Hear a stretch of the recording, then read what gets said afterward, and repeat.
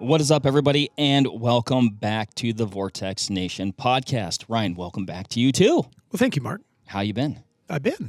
Ryan, we get a lot of requests for cartridge talks. Like people want this cartridge, they want that cartridge, and rarely is it one that's never been requested before. True. And today we have that cartridge. It is the 358 Winchester. Which is surprising that nobody's requested this ever, not once, because it is a really darling cartridge. Once I learned a little bit more about it, I'm like, why hasn't it come up? You would have thought the comment sections would have been full. We would have seen something by now.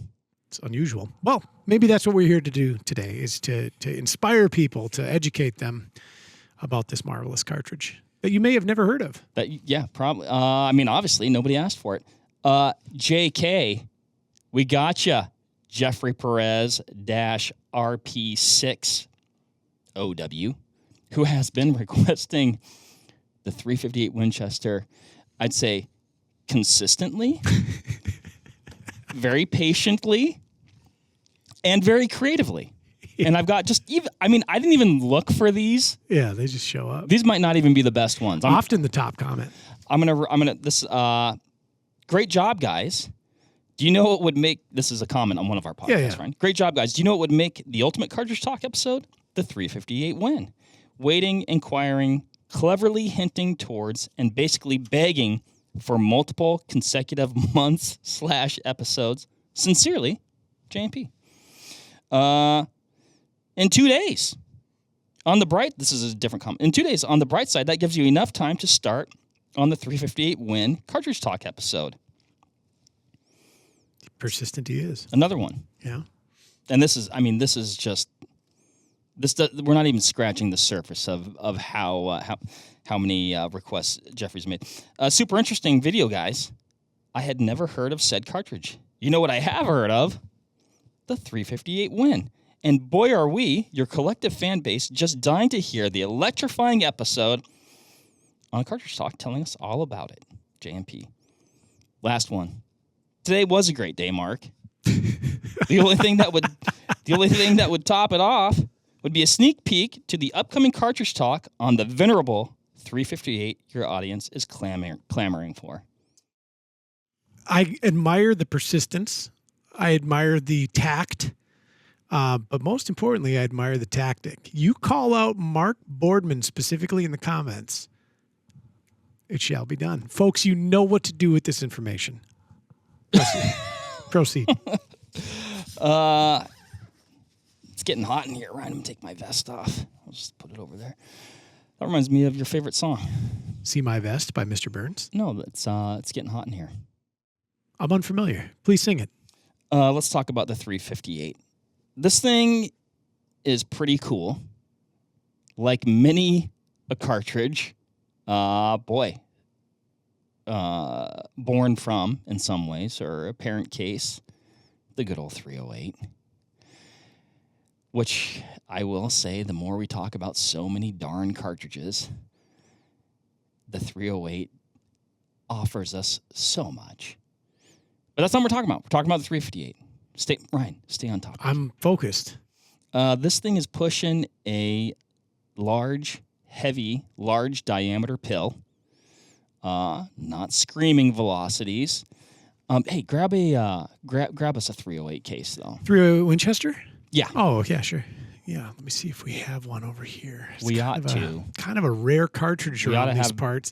About 72 boxes of it. Yeah, we'll just I'll tell you what. We'll grab this this contemporary here. No, we're going to grab this 180 core lock. This would be about the closest contender to this. We're going to retain the data on the back of this box for reference. Oh, this is core lock tipped. This is too fancy. Oh, gosh. Here we have standard 180 core lock, point and soft point. Yeah, okay. Well, give me the classic. That other stuff is Art Nouveau. That's true. There we are. That's a 308 Winchester. To the right of the mighty 358. When I look at these side by side, and actually I think we're going to compare this 358 Win to a different 35 cartridge, at least within this conversation. I'm not sure if probably. we have any of those here. No. This is about the only 35 caliber option that we have present. When I look at the shoulder of the 358 compared to the 308, there really isn't one. It's less. It's kind of like built like it's very stout. He's been doing neck exercises, yeah. Yes, the shoulder neck junction is nearly non-existent. Rotund. What's this thing good for, Ryan? Everything, Mark. Let me tell you something. If you wanted an absolute sledgehammer of a whitetail deer cartridge, a elk cartridge, a moose cartridge, a bear cartridge, if you wanted penetrative capability, if you wanted Magnum-esque performance from a terminal standpoint, but you didn't want the other things associated with Magnums, like large rifles, heavy rifles, muzzle blast. Recoil, it has plenty of. Don't be fooled. Physics do come into play here. Haven't shot one. Couldn't tell you from a, personal standpoint. Yeah, so if you do a calculation of foot-pounds of recoil energy, it's up there with rifles that have much larger powder capacities, or cases rather. It's a delightful cartridge. I mean, if you are a resident of Iowa and you don't want a conventional straight wall cartridge, but you still want to hunt deer with a centerfire, 358 Winchester. Wait a minute. What's the regulation as it pertains to that? Bullet diameter, case length. It meets the requirements. Are you sure? I built a 35 Whelen or helped assemble the 35 Whelen for Iowa deer hunter. Oh man, now it's compelling to you, isn't it? I know you're sitting on a couple of points. It's very compelling, but also within at least for me, a finite context. Explain. Because I feel like this cartridge could be the optimal solution for a set of parameters that's somewhat specific. Let's say medium cervids, 400 yards and in. I think you are maxing it at 300 yards. But wait a minute. We've had cartridge talks where we talk about 350 Legend. Another 35 caliber offering that you have said exactly the same thing about. That's different. You aren't even in the same universe of performance. Hold on. That's the problem with recording these things is that they're recorded. I'm just going off of what I'm looking at right now because I don't know what I said. Jeez. You're looking at 300 yards. So this is the load we have here. Oh, we'll talk about this. Finding ammo. Yep, that's a doozy.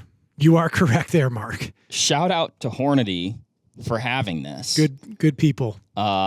Still making it, and this is actually a really cool load. So this is a soft point load from Hornady, a 200 grainer, which I'd lean on you a little bit, Ryan. But when I looking at this cartridge, looking at the numbers, kind of what some folks are saying about it.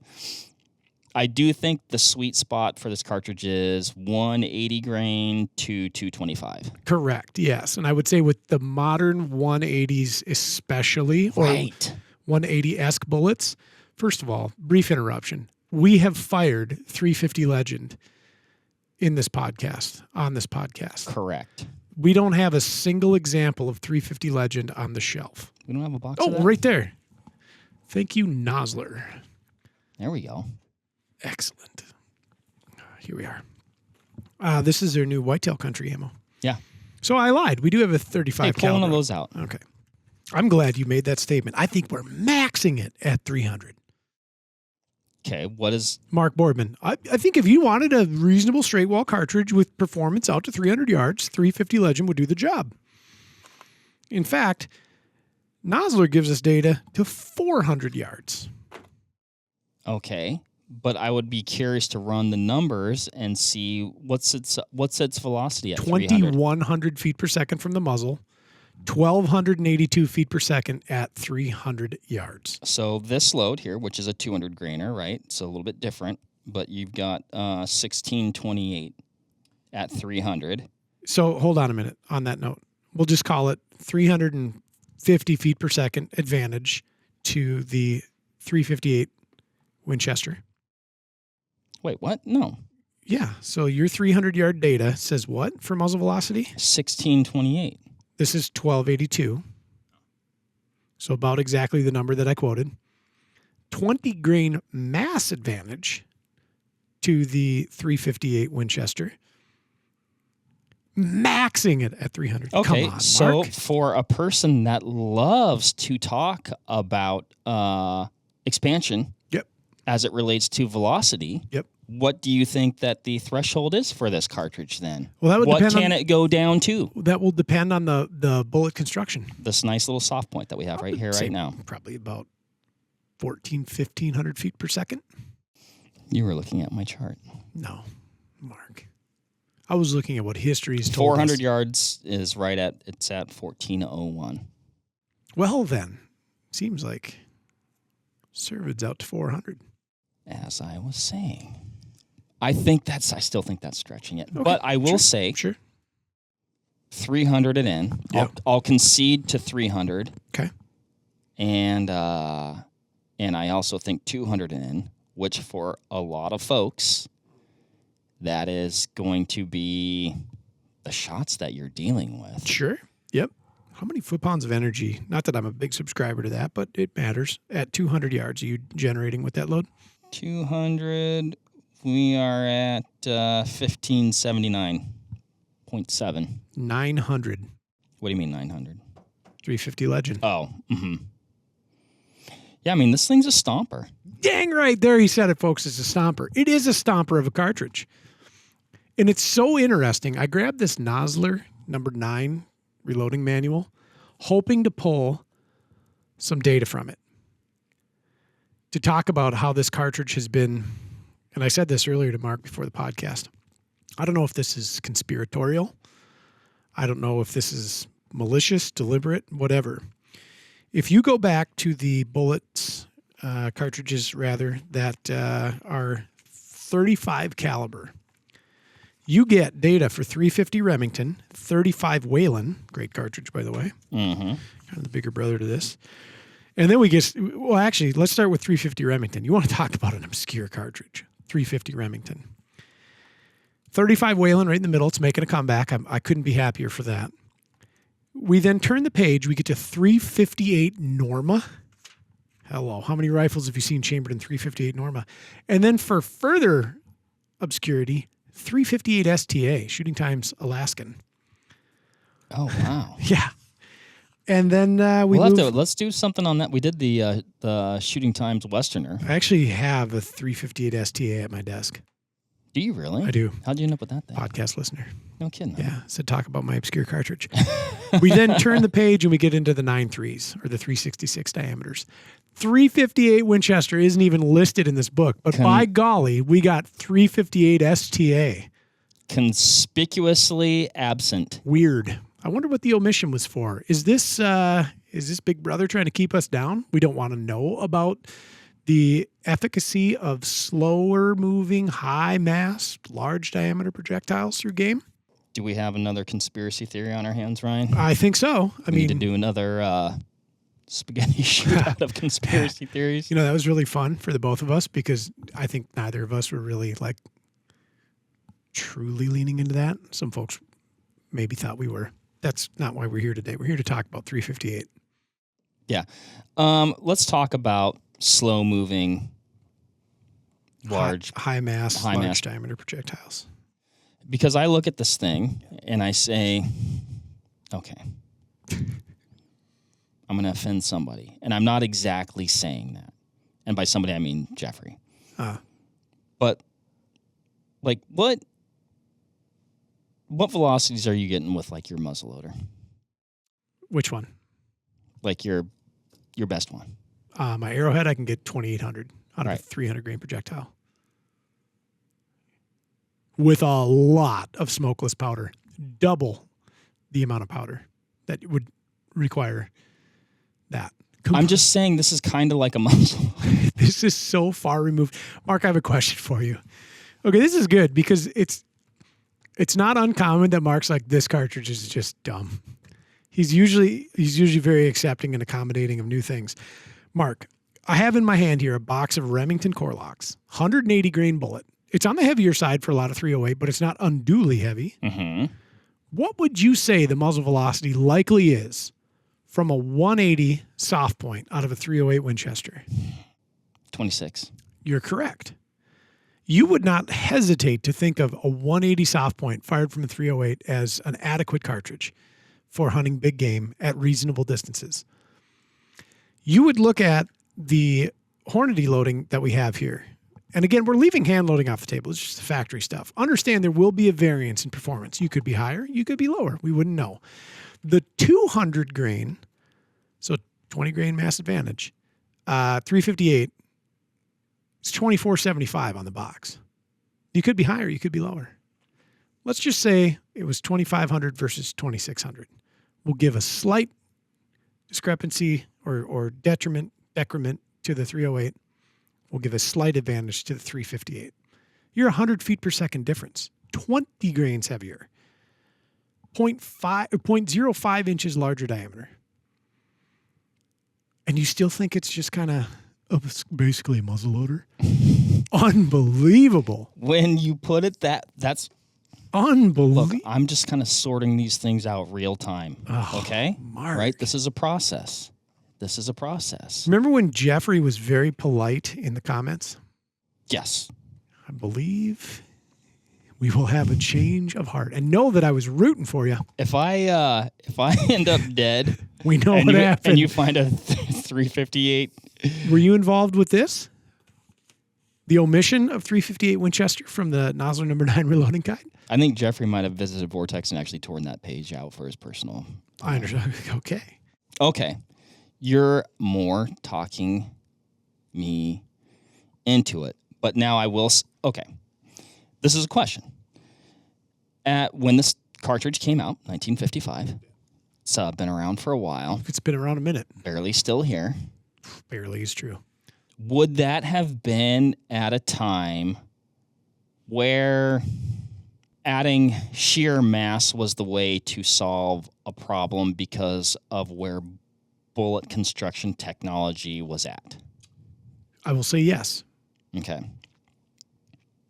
Nowadays, you look at what you can do with, we'll say, a 308, and I guess I'll just pick on an arbitrary bullet, a 130 grain Barnes. What are you not doing with that, Ryan? I like that bullet. I like that loading. Oh, okay. Oh, I picked one. I didn't realize that. Let me pivot on you, Mark. Let's say you were going moose hunting, and you had no other option than a 308 based case, because I'm going to set some parameters. It's got to be a spectacularly lightweight rifle that you can carry through the muskeg, tote on your back. It should be short. It should be portable. Ginger little gun. Your choices are 308 Winchester. What bullet weight are you going to shoot? I'm trying to sort out the likely distance of shot, because the only time I've moose hunted in my life, we were actually dealing with quite long shots. Okay, you're in Newfoundland. Okay. You're hunting lake edges. Okay. Boat based. 300 yards. 300 yards? Yep. Max. Max? 300 yards max? These are moose we're talking about. You've taken them apart. The answer is 180. Mark says 180. I mean, you're probably right. What happens when I take a 358 Winchester and I load a 180 in it compared to the 308? I don't know. I appreciate more muzzle velocity than the 308 can generate. I now have a superior terminal performer at respective distances. Bingo. So, while yes, at a time, this was an answer. And larger frontal diameter. That's right. This, at a time, was a viable solution to accommodate a deficiency, if you will, or trump an efficiency, an inefficiency, in bullet technology, perhaps. Fast forward to modern times where we have 180 grain class bullets, pick on one, the Barnes TTSX, that I could load into that, and I could appreciate a higher launch velocity out of that little tiny case than I could with a comparable 30 caliber bullet in the same size case. So what happens, somewhat conversely, if I take a 308 and I load a 150 grainer in it, you will have a higher velocity. right? And a bullet that will stay together, and it's still a 30 caliber bullet. Yep. What do you And you have to pick. You're still going to put a nice hole in that moose. Would you rather have a 180 or a 150? That we will always, or not always, but we often say we still kill things with arrows. We do. What would you pick? 180 or 150? These are the options I'm giving you. I honestly, I think. Hopefully I don't get torn to shreds here, right? I think between the two, I don't think the moose is going to know the difference. Okay. Mark's position is it doesn't matter. It is as effective as a 308 for killing moose. The largest cervid. The point is, at the time. Here, you know what I'm going to say? I don't know. Okay, fair. That's a fair answer. At the time, to Mark's point, this was a solution to a problem that did exist. That problem was mitigated with better bullet technology in which faster, flatter shooting rifles, cartridges, superseded its performance and kind of put it by the wayside. We have come back around to an understanding of what things do with larger frontal areas, and that's debated. But we can get bullets that are of better integrity and better performance moving at really respectable velocities with these older cartridges like this. I think a lot of people unfortunately lump this into the performance category of like 35 Remington, which is borderline anemic. It's not. It's still a fine cartridge. It's a great lever gun round. A lot of people kill a lot of deer and bear, probably even elk with 35 Remington. This thing has teeth. It certainly has teeth. And in the right application, especially for the hand loader, this thing is a really delightful cartridge. And when it was released in a really intelligent rifle and then got moved into a rifle, I think that speaks to its merits as a shorter range, handy, heavy woods application, deer and bear primarily, probably elk a lot of too. There was a really good marriage at the time. This was what rifle are you talking about? The 88 Winchester's lever gun. Oh, yeah, cool rifle. And then we got faster, we got flatter, and these things got left to the wayside. But it really is a damn fine cartridge. It's one of those things where I think where it maybe lost favor, and like I said from the start, for most situations, most critters, most shots I've taken on game, it would have handled the situation quite nicely. Yes. But it's the what ifs. Sure. And it's like, yeah, man, most of the critters I've ever shot are, 50 to 200 yards. But occasionally, there's that 400 yard. Which I know you said it's fine to 400, but I'm personally, and I'm not afraid to take a longer shot, but I would be, I don't know, a little worried. Nervous Purvis? A little bit. When I think of this cartridge, I think of a gentleman wearing a longer flannel jacket who's got probably a buck original fixed blade. Oh, yeah. That has been sharpened so many times that it weighs less than it did when it left the factory by a significant amount, measurable amount. He probably has a cabin in the north woods of Maine, in the north woods of Wisconsin, the north woods of Minnesota, that has so many skull plates on it that it's almost inside and out. Yeah, it's borderline tacky. A lot of bleached out green mossy ones on the outside. This guy has stomped so many of these critters. He wears old canvas gaiters. Oh, I was going with the Schnee's knee highs. Sure, that'll work too. Okay. He can read the woods. He can tell you that's a buck track. And he's not afraid to go out after a snow and hunt all day. Yeah. Yeah, it's a buck track, and he knows when it got there, too. He'll drag a 200-pound dressed whitetail all the way back. And I agree. When I look at this cartridge, I say that is what I picture. That is what I think it excels at. Now, as much as I've been kind of being maybe for the sake of discussion, being contrary. Sure. I do think that it performs, as we were talking about prior to talking about this scenario, if you will. It does perform outside that window of just a brush busting, close range, quick shot type cartridge. It's got more teeth to it than just that application, but it's not going to do the same thing as what a lot of cartridges can do at the same time. How do you feel about 8 Mauser? Would you hunt critters with that? I'm not super familiar with that cartridge. Okay. Right? All I'm saying, Mark, is I think it has not been given. I agree with that. Yeah. My hope is that it's just like it's one of those things where it's like not so much here or here, but right here. It is a good in-betwixt round. Magnum-esque performance. And is that its problem? Yeah, it's between. That is true. I think a lot of things fall in that middle ground and they get forgotten somehow. They're right in the middle of the room, but everybody's looking left or looking right. They're not looking dead center.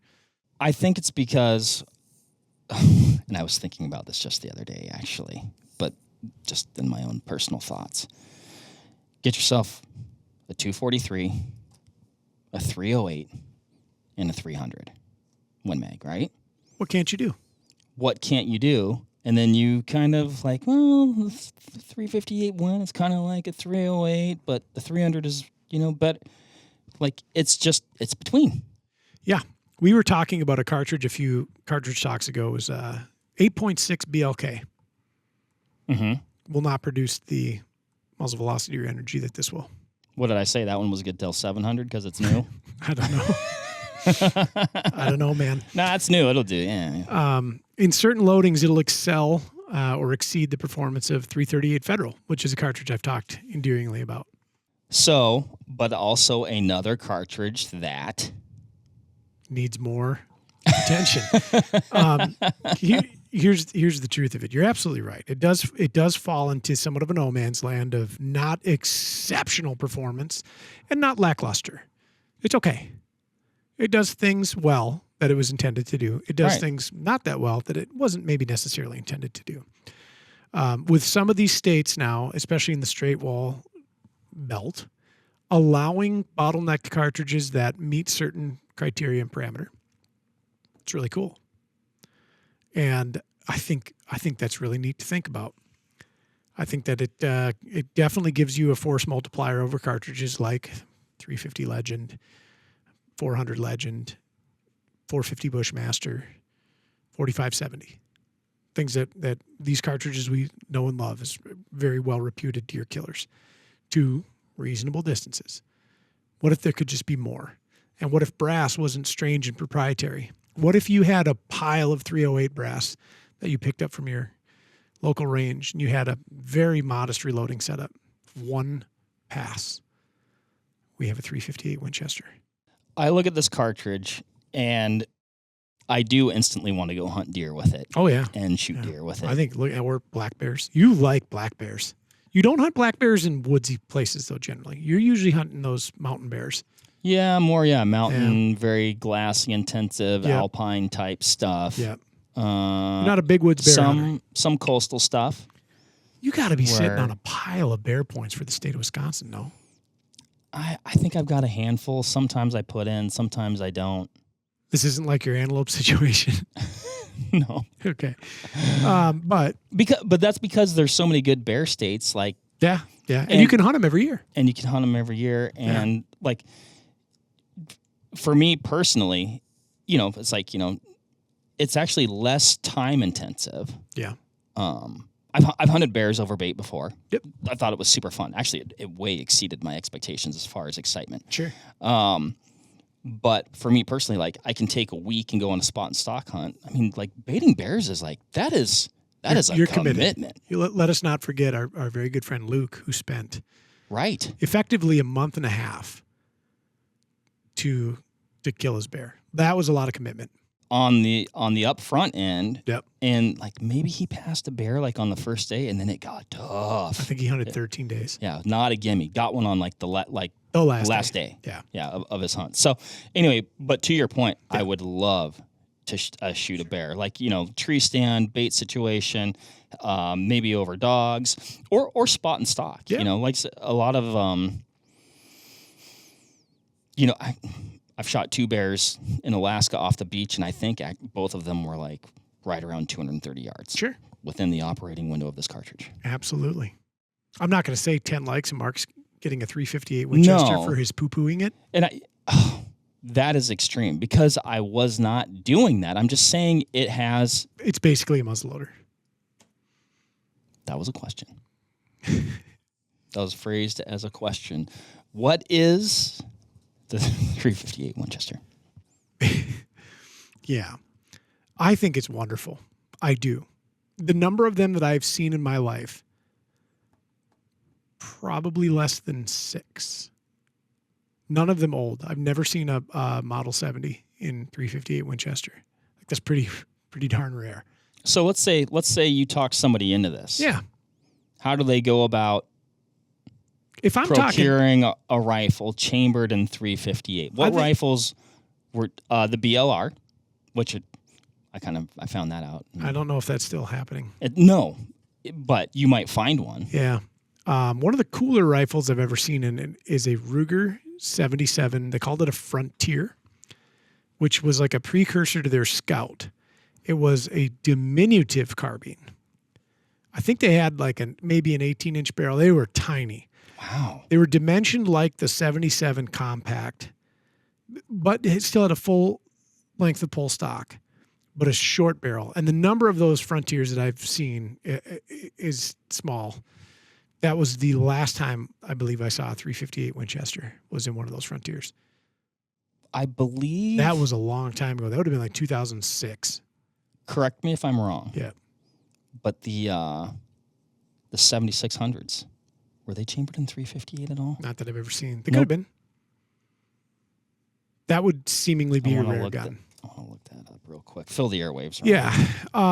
So limited factory rifle offerings in the chambering in the first place, because it did kind of come at a weird time. We were just before Magnumania, and it was initially chambered in a rifle that people were maybe aspiring to own to go wild places.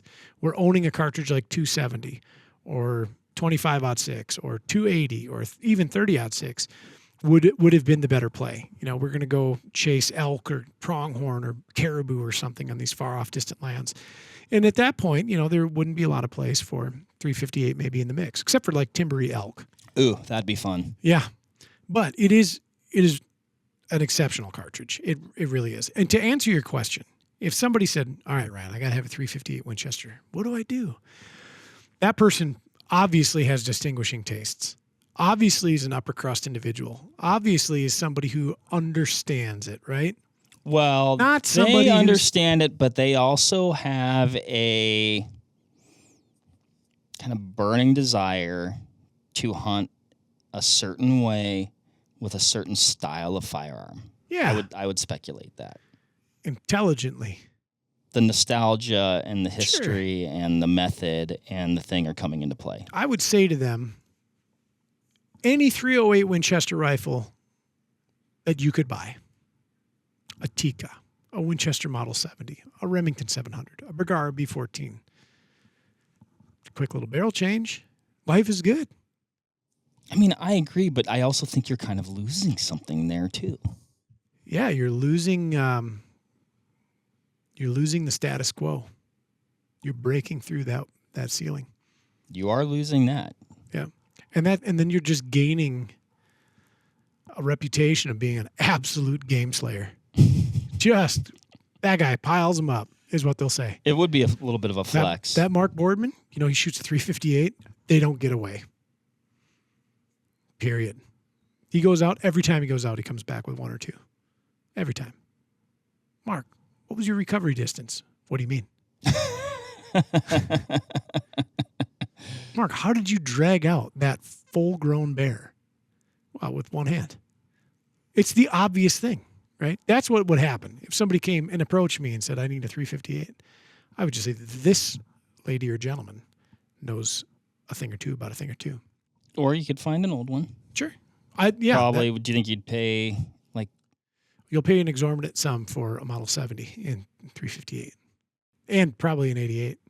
And you might not even like the 88. They were a good gun, but they weren't maybe renowned for spectacular accuracy. Okay. Yeah. But you'll pay a lot of money for a Model 70 for sure. And there's been other guns chambered in it too, right? A BLR would be a fine companion. It'd be a really delightful rifle. Okay, a person says, you know what, I like what this cartridge offers. Yeah. But wait a minute, 35 Whelen. Very different animal. 35 Whelen's a lot of cartridge to hold on to. There's a pretty ferocious amount of recoil there. Okay. Yeah. Okay. When we were putting together that 35 Whelen, happened to be a Tikka, and we were running the numbers with the shooter who we put it together for, it was evident that if he had his wits about him, 500 yards is not out of the question of function, and even potentially further. In fact, I think our good friends at Nosler happen to have 35 Whelen in this book. Curiously not 350, 358. Well, I mean, more case, more powder. Yeah, all the things. You could push a bigger bullet faster. 200 grain AccuBond. It's actually a very slippery projectile. Really good round. 2,800 feet per second. With that comes... No flies on that. With that comes a significant amount of recoil. Even their 2 1/4 AccuBond, 28 is doable. Oof, that's a big gun. You might not need that. You might want a lot of the things it offers, but not that level of recoil, which is absolutely going to be into the same realm as 300 Win Mag. And then some. Yeah, maybe you want certain attributes of that frontal diameter, the ability to drive a very big, heavy bullet deep at any angle. Maybe you go 358 Winchester instead. Maybe you're like, no, I'm not going to shoot a deer at 500 yards in the ag country or in the big woods, but I do need it to go through some stuff. 358 Winchester. It's a cool cartridge. It's a very endearing cartridge. You know what was really slick is they had the 308, and you just made it a 35. So you had a 35 to 308. You got 358. They made a lever gun variant of it, 356. Smart. There's another case that doesn't get a lot of love, 356. Yeah. It's the same, but with the rim. Jeffrey, did we do the 358 Winchester justice? I didn't call it a muzzleloader. Play the tape back.